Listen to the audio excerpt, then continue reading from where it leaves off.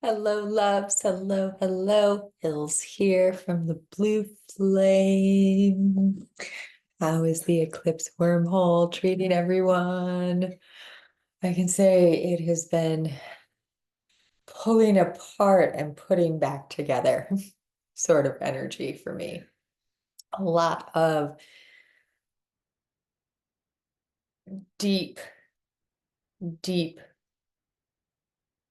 fine mesh sort of energy. Let's kind of dive into that as we get ready to talk about the Libra new moon, which is exact on October 2nd and is a ring of fire eclipse.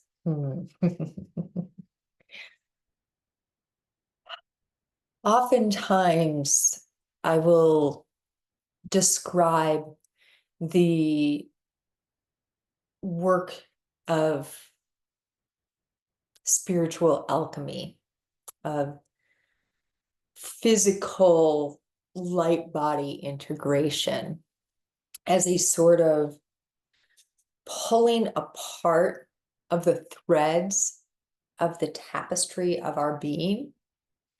We can also view this as a pulling apart of the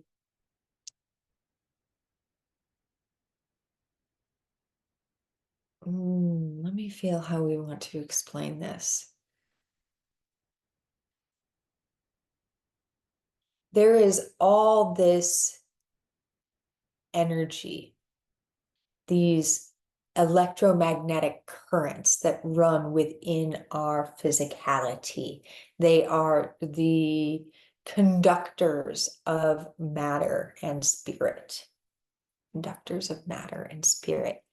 And when we are in a dark night of the soul, when we are really clearing out old, stagnant patterns, ancestral trauma, breaking karmic cycles, reviewing our soul contract, all of these different things. What we are doing is we are investigating all of that current that brings together the cells of our being, that conducts the blood through our veins. So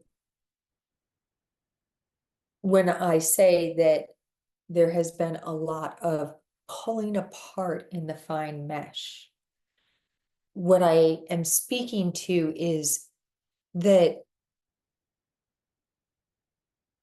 the veil, the curtain between communication with the seemingly smallest aspects of my being, those subatomic particles, the mitochondria, the farandole, all of these aspects of my being, the mast cells, that most people don't talk to on a day-to-day basis, which I speak to as often as I can before I have a meal, before I do anything. Really, I ask my body, all of the cells that make up my body, all of the micro beings that make up my body, will this serve?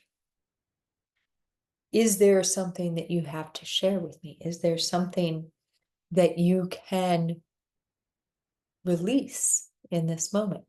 Is there something that I need to take in at this moment? And that does not necessarily mean food or water. That could also mean a television program, a walk, a conversation with my cat, Petra, or with my husband, a friend, a star, a book, a plant. It could be anything that I might need to take into my physicality in that moment, this conversation that we're having right now.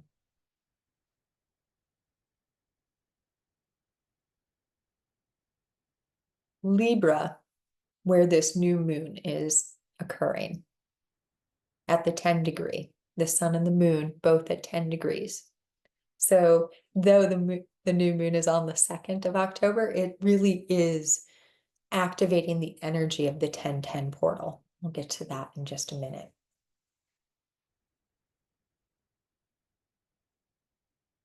Libra is the sign of our relationships. It rules the 7th house, which is the first house above the horizon line of the astrological wheel. So we've done all of this shadow work. We've done all of the deep dives in the underworld, exploring who we are. And now we're being asked to bring that to the surface and stay true to ourselves in relationship with others. Then when we get to the 10th house, of course, and in the work that we do. Because Libra is so synonymous with relationships, it's also ruled by Venus, who explores our relationship to that which we desire. What do we magnetize to ourselves? What do we call in? When we have the sun and moon conjunct a new moon in Libra, we are really being gifted an opportunity to explore the inner workings of how we relate to the world and what we're calling in through that. Now, because this is also an eclipse, a ring of fire eclipse, we are being gifted an opportunity to see things that are not usually visible. And there's more on that as well. This month of October is lit up with things that are usually not able to be seen, or that are usually not seen, or are in the unseen. So as if having the sun and moon conjunct with an eclipse, which means, of course, in this case, the south node is conjunct them as well. We also have Lilith, Black Moon Lilith, and Mercury, all conjunct, and Hecate is on the other side of the south node. So Hecate, south node, sun, moon, Lilith, Mercury, in that order, transiting the sign of Libra all together. Now, the Black Moon Lilith speaks to that primordial feminine desire to create. It is that Kundalini energy. It is also let me feel how she wants to speak right now. It is that energy that says, I am here. I will not stay underground anymore. I rise up and I will be seen and I will be heard and I will not submit. I will not lay under you. I will walk beside you. I will walk beside you. And Mercury, of course, the messenger of the gods, who is no longer retrograde, no longer in shadow of retrograde, although there is one more Mercury retrograde this year. We don't have to worry about that quite yet, or think about it, even if we don't want to. Let's instead feel what kind of conversation might Thoth, Mercury, Hermes, and Lilith be engaged in with the sun and the moon, masculine, feminine, various aspects of expression. And then we have Hecate in the south node. Let's let go of some of those old ideas of how we express the masculine and how we express the feminine, perhaps. Could that be something that we are eclipsing out during this Libra supermoon? Let's feel who some of the other players are, shall we? Because we have a Cardinal Grand Cross moving. Quickly to say, if you would like to see the chart, head on over to the Patreon.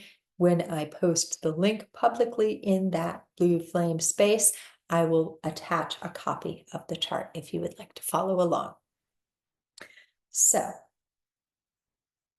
of course, with the South Node being involved in Libra, that means in Aries, we have the North Node directly across. So we are working with coming into a new way forward. It feels important to highlight that the Hecate, guardian of the crossroads aspect of this, and the South Node. Hecate is at 4 degrees of Libra. South and North nodes are at 6 degrees of their respective signs, which means that Hecate is actually closer to the South Node and in opposition to the North Node than the Sun and the Moon and Lilith. This is inviting us to bring a new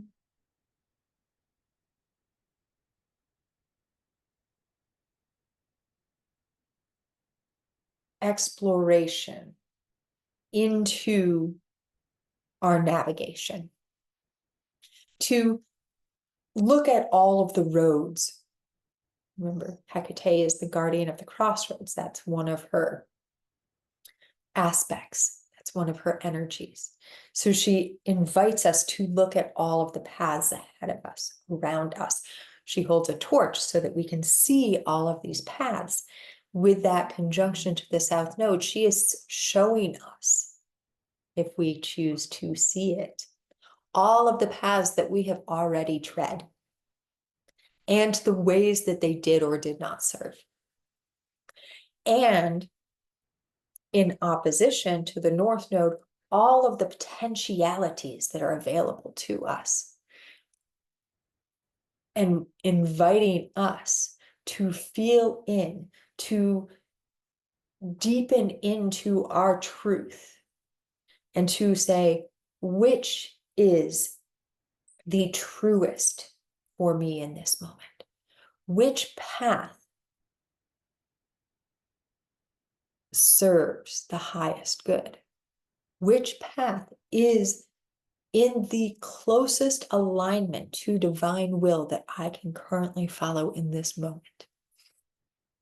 And which is the closest to that which my soul set out for me, that which I set out for I, when this journey of this life began. This is also what it means to have Lilith and Mercury conjunct the Sun and the Moon. One of the things, anyways. We get to play around with all of those ways in which we once followed someone else's path. When we once asked, can I explain this to so-and-so if this is my call? I had that in a big way when I was starting the Blue Flame Apothecary.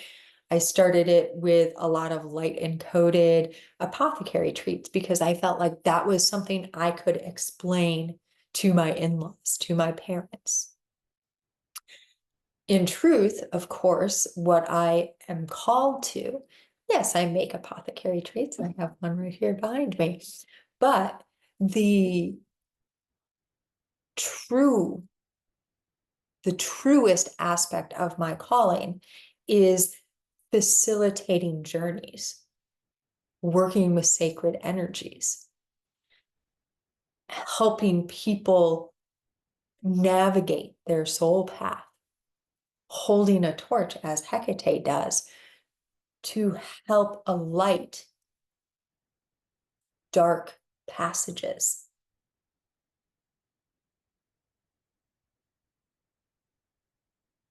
Now, if somebody asks me what I do, I'll say I'm a medicine person. The reason that the Patreon and the group is still called the Blue Flame Apothecary, rather than simply the Blue Flame, is because apothecary connotes medicine. Medicine means wisdom. So now, rather than saying everything that I provide is a physical, tangible frequency spray, tea, bath soak, I am able to say, I hold a circle of medicine, a wisdom circle. I help facilitate wisdom moving through our systems. That's what I do in these YouTube videos, right? I share wisdom that comes through my open channel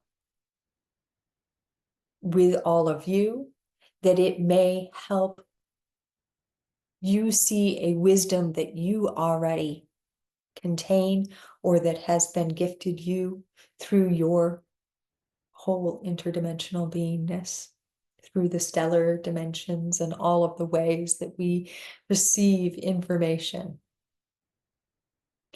This brings me to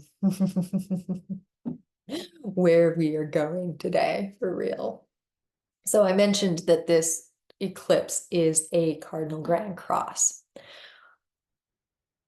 and that across the way in Aries is, of course, the North Node.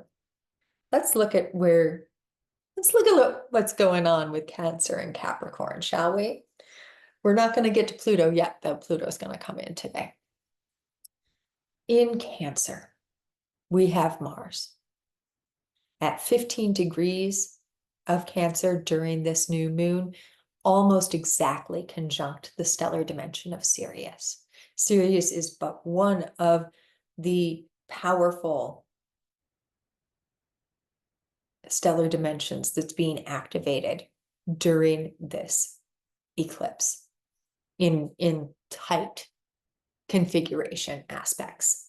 So we have Mars, which at 15 degrees with Sirius at 14, puts them exactly square, well, not exactly, but close enough square to our Hecate South Node, Sun, Moon, Lilith, Mercury, friends in Libra, and the North Node in Aries. Now, Mars is going to be in Cancer quite a long time, because in December 6th, in fact, while in Leo, Mars is going to turn around and come all the way back, not quite all the way back to the 15th degree, but to the 17th. So close enough to activate this space again next year. Sirius, the stellar dimension of, holds a frequency of diamond consciousness.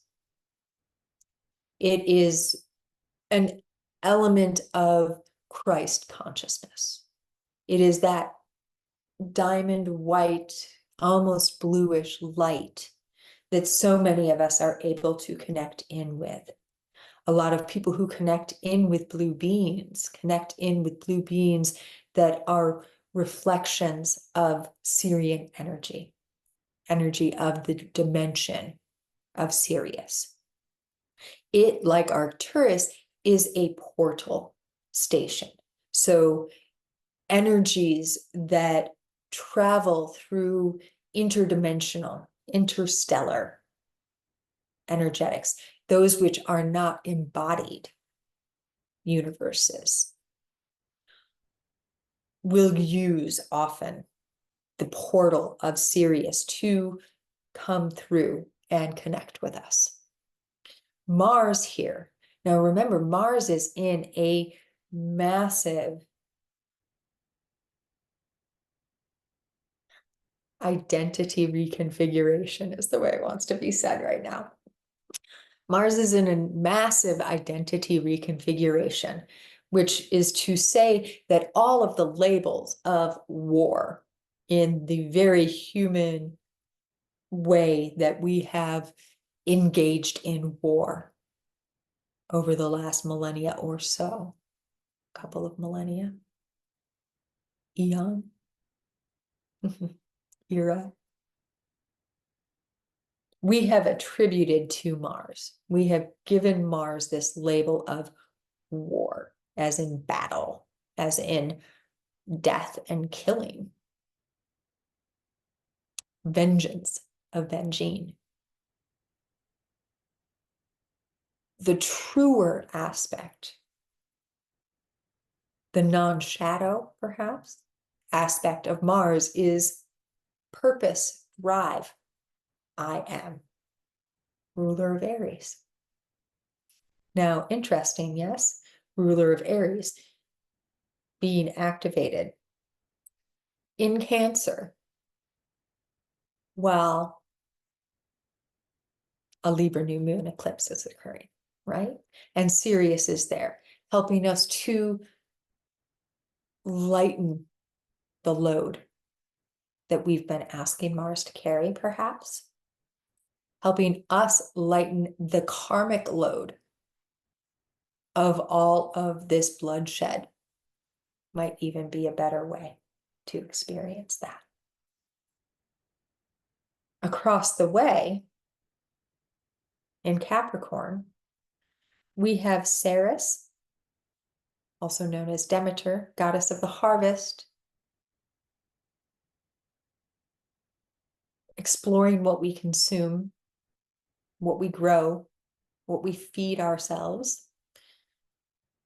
And Ceres is at exactly 11 degrees of Capricorn, so exactly square Mercury, new expressions, new ways of communicating.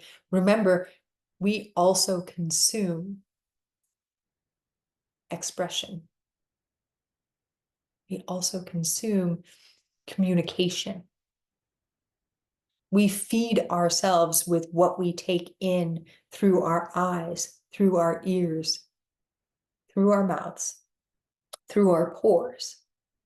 Everything that our senses experience is what we are consuming.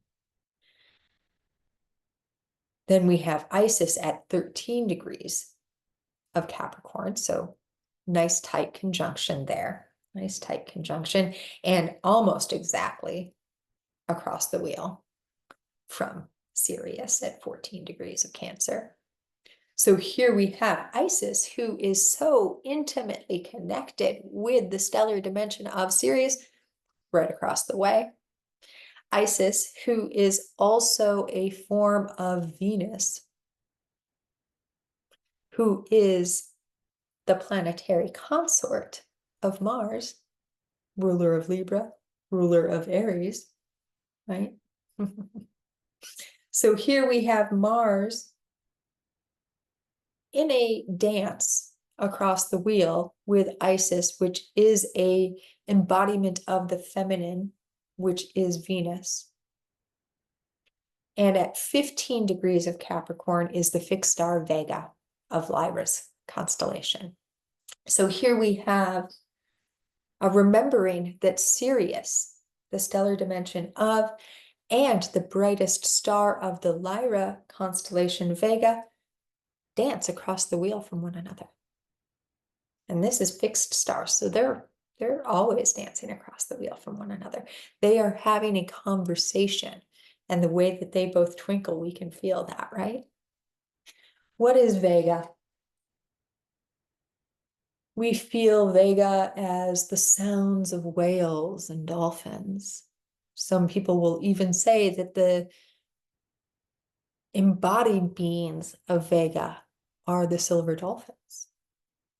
So here we have diamond consciousness, diamond white and blue light with that silver tonal frequency. Can you feel that? Dancing across the wheel with each other and in cardinal grand cross with this Libra New Moon Eclipse. Here I'm being asked to invite us to remember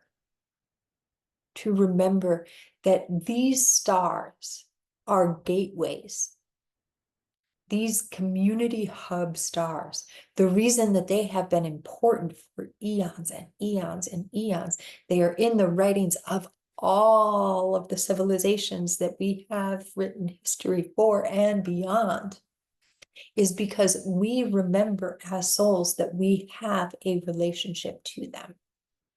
Vega, Sirius, these are community hubs. They are places where non-embodied souls, interdimensional energies are able to communicate, to gather, to commune, right? So this whole cardinal grand cross is happening while at the same time, the asteroid Magdalena, just on the 27th of September at the 0 degree of Gemini, so exactly conjunct Alcyone, the central star of the Pleiades, turned around and started moving back towards Taurus. On the day of this new moon eclipse, we will have Magdalena having just tipped back into the 29 degree of Taurus, exactly trying our retrograde Pluto at 29 of Capricorn. So here we have Sirius dancing with Vega. We have the Alcyone Pleiadian constellation, that stellar dimension of the seven sisters, our seven energy center, dancing with Magdalena, who's making her way back to Uranus, who is still dancing with Algol. Medusa's third eye. In trine with Pluto.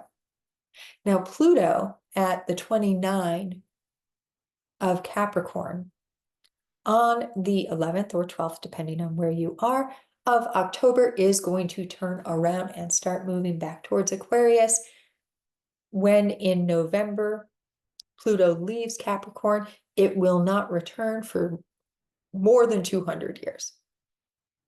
So this energy, every time we have experienced Pluto at the 29 of Capricorn, and as we experience Pluto at the 0 of Aquarius, puts the Lord of the underworld, the revealer of secrets, into an exact trine with Alcyone. Now, Alcyone is, and the Pleiades, for many, many, many cultures, so many cultures, is deeply connected to the DNA, the actual physicality of the human being and of various other beings on this planet, but in particular, they are the seed of the human design for many cultures, for the Aboriginal, the original people of Australia, for the Hopi and Zuni, for the Maya, for almost every original culture. The Pleiades are thought to be seed bearers. Now let's remember that Ceres is a cross from Sirius, and Ceres is a seed bearer. And doesn't Ceres sound a little bit like Sirius? For the Dogon people in Africa, Sirius, the dog star, is where they come from. That is their seed. Let's play around with Sirius and Alcyone a little bit here. And I will share that our new moon circle in the Blue Flame members portal will be a deeper dive into these energies. We're really going to play with the stars. We're really going to play with the stars in that circle. I can feel we have some, it's just, there's so much yum going on. So Sirius and Mars in conjunction, I mentioned that Mars and Venus are a couple.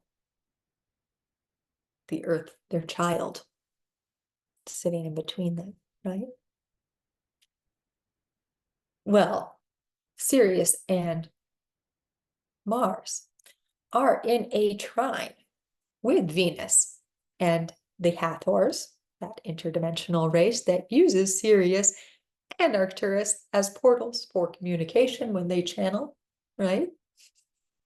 In Scorpio, revealing occulted information. So this beautiful trine, and then they are also trine Saturn in Pisces. Now, Saturn in Pisces at 14 degrees retrograde is exactly trine to Sirius. Saturn is actually at 14, so 14 degrees and 14 minutes, which feels amazing, right? That nice double angel number energy, which is 2 5s also. Which is 10, a completion number. And there we have another 10. So Saturn working with Sirius, Saturn in retrograde, re-envisioning our foundations, where we come from. Venus and the Hathors helping to reveal secrets about our foundations and where we come from. Mars conjunct Sirius in Cancer, the sign of family and belonging. Restructuring our capacity to connect with that I am in our relationships, in our familial structures, perhaps even allowing some revealing of who we truly are. Are you starting to pick up a little bit of what I'm laying down here with these stars and all of the amazing energy of this Libra new moon eclipse? Well, today, it's the 29th of September. Today, the Earth got a new moon. The Earth will have a new mini moon from the 29th of September till about the 25th of November. Now, this moon is a dull rock asteroid, so it won't reflect the light. It's small enough that your at-home telescope won't allow you to see it, but if you have a professional telescope or access to one, you'll be able to see it, and I'm sure there's going to be lots of great pictures online from professional telescopes. But this brought to my being an energy called the dark moon, Waldermoth. Now, this was a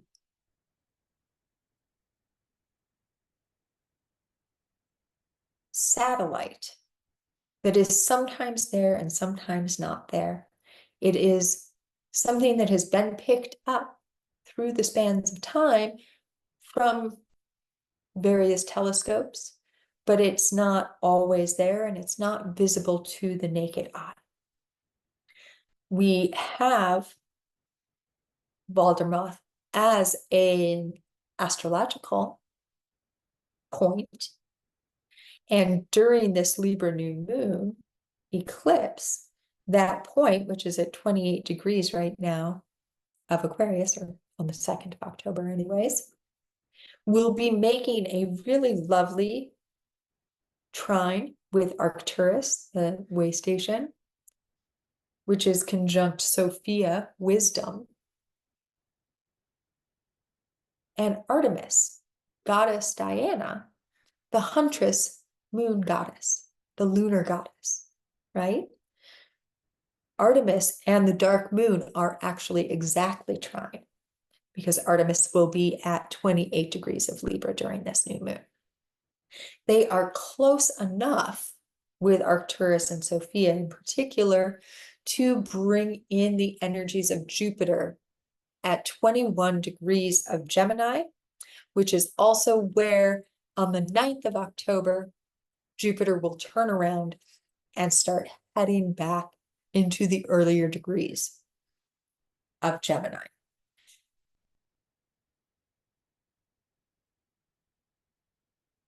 I'm going to have a special video about this Jupiter retrograde because it's been very loud and very significant feeling to me. There is something percolating in my being, and it feels important to weave it in its own space. So stay tuned for that after the new moon. It does feel important to highlight for us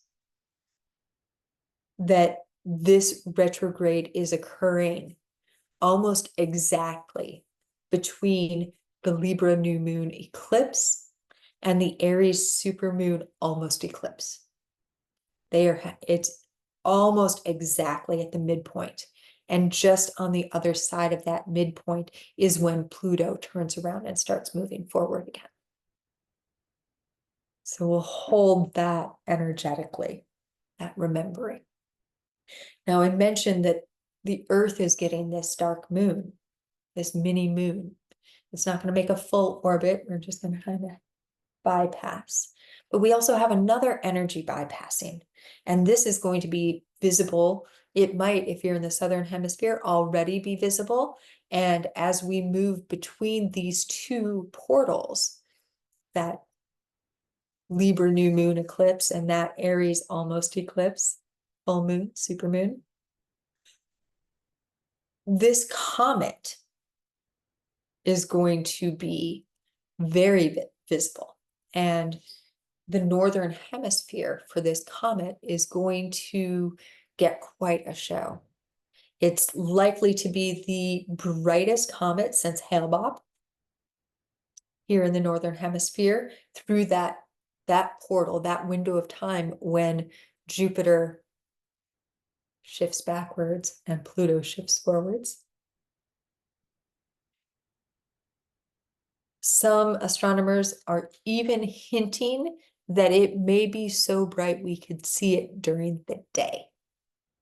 So that's something to also energetically hold for us as we come through this Libra new moon eclipse. Let's go back to Alcyone. Alcyone, 0 of Gemini, with Magdalena currently traveling backwards over top, getting ready to tip back into the 29 of Taurus in that lovely trine with the retrograde Pluto at 29 of Capricorn, is also a grand Earth trine because Medusa. So we have Medusa's third eye involved with Uranus over here. Now we have Alcyone, Magdalena, and Pluto all involved with Medusa herself at 29 of Virgo. This Earth grand trine, let's remember, shall we, that Medusa is about reclaiming of story, reclaiming of power, reclaiming of wisdom, of sensory embodied wisdom. Magdalena is also a reclamation energy, the voice of the feminine, the seat at the table. And this is not about being a woman and claiming your seat at the table, though it is also about that. It is about allowing your full creative voice, your embodied knowing, your intuition to claim its central seat at the table, at the center of the table, to say, I feel this deep truth within my being and then acting from that truth, as opposed to, I feel this deep truth within my being, but everyone else says that it's supposed to look this way, so I must be wrong. It's no, just because everyone else says it must look this way, or it has always been this way, does not necessarily mean that that voice within you, sometimes it's called the still small voice, is wrong. It simply means that the information that you possess, that's Taurus energy, the information that you are possessed of, possessed by, that you are in communication, here's the Gemini, with, is not yet currently available to the masses, or that they are just simply not listening to it, even though they're hearing it too.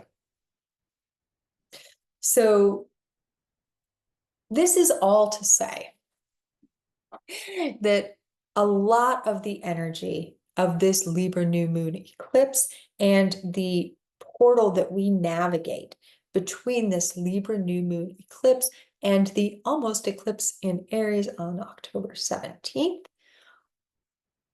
is really asking us to listen more deeply, to trust more wholly, to witness those aspects of ourselves that we have shunned, demonized, locked in a corner, locked in a cave, locked in the basement, to say, hey, okay, I see you.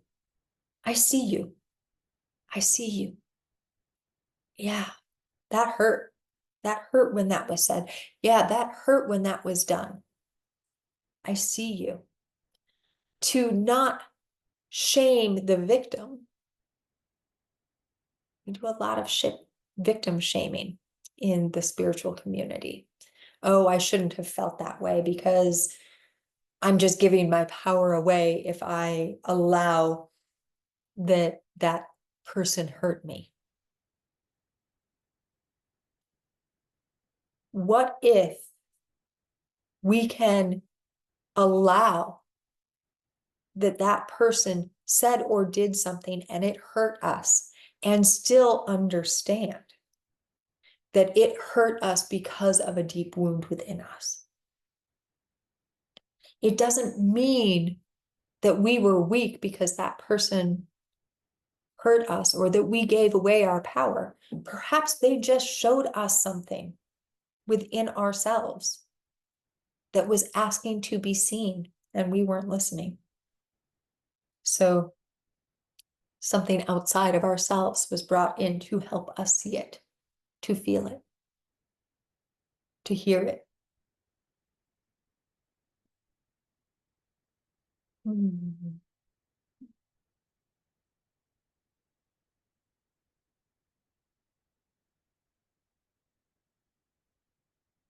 I'm feeling if there's any ways that want to come through to share.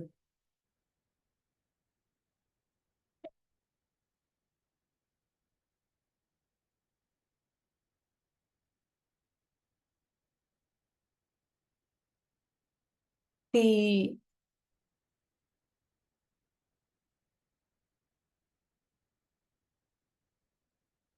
truth is, there is no one way to get in there and to do this work. There is your unique way to get in there and do this work. And it is work and it is hard. I'm not going to pretend it's not. This is not a trip to the carnival unless you go into the fun house, in which case it's very much a trip to the carnival.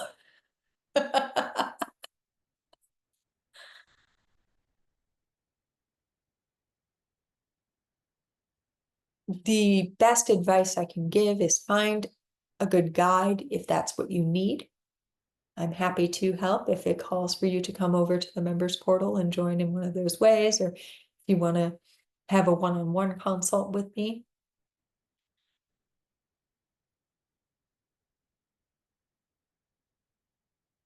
Your heart, however, and that connection between your heart and mind, that ever growing heart sight communication, is your best guide. Allowing your ears to open to the more subtle frequencies of your body, your sight to open to be able to see and hear them, all of your senses coming alive, and you not trying to quiet them, but to get quiet so that you can better hear them. What does that look like for you? What does that look like for you? For me, it looks like laying in bed for an hour after I wake up some mornings and listening to what my body needs that day, recollecting myself from my dreamtime journeys. It means listening when my body says, you need to just sit on the couch and watch this show for the next 6 hours and then go to bed. Do not engage with anything else. Simply be in this. Sometimes it means stepping out my door and engaging with the world widely, wholly open, walking through city streets. Sometimes it means sitting here in front of this camera talking to you. Sometimes it means making some food and dancing around my kitchen while I do so. Sometimes it means journaling. Sometimes it means deep meditative states where I sit quietly. Sometimes it means taking a hit of cannabis and herbal smoke and going on a journey. It can mean so many different things. And part of what I'm trying to share with you with this is that each moment you're getting information that will share with you what you best need, what you most need, what will actually serve your next great unfolding, your true path. And it may not look like what some other spiritual teacher or guru told you it was supposed to look like. It might be a book. It might be a glass of wine. It might be frickin' McDonald's. It might be anything. And that's what's so beautiful about this magical mystery tour of embodied existence. Allowing for the expression wholly of what you and your I am need in each moment so that you can journey the path of divine will. It's not, oh, my ego got in the way and I went and I watched this TV show, so I wasn't following divine will. I mean, that could be true. But what if it was divinely willed for you to watch that TV show? What if it was divinely willed for you to go for a walk? What if it was divinely willed for you to stay in bed all day because you needed rest? If you're holding the intent with every in-breath, let me move through this world in accordance with divine will, and exhaling out anything that is not that, highest good follows. Your true soul path follows. And just because you expect it to look a certain way does not mean that that is the way that it is going to look, or that it is divinely willed to look, or that it is soul aligned for it to look. And that is a big aspect of this eclipse energy, eclipsing out old ideas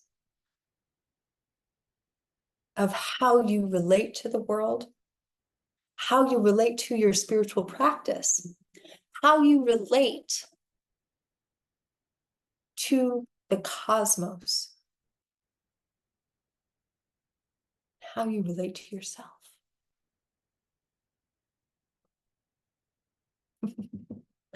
Well, all right then. With all of that, I think that's where we're going to close for today. If you enjoyed this video, please do like, subscribe, share, all of the things, leave me a comment. I'd love to hear how you are experiencing this profound, beautiful, amazing portal of stellar energy. All these revealings, what's being revealed to you? If it calls to come over to the Patreon, it would be my absolute honor and such a gift to welcome you into any of the tiers of the members portal. All of the tiers are available, including the free community tier. I will be drawing a card and sharing it along with the link for this video and the chart very shortly here.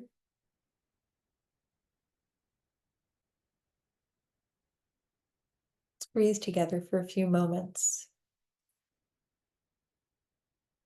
Bring all of your awareness into your heart and then let it sink even further into your torso, maybe even all the way to the bottom of your spine. Holding that intent, let each breath I take in help facilitate my journey of divine will. Let each exhale release anything that is not in concert with highest good.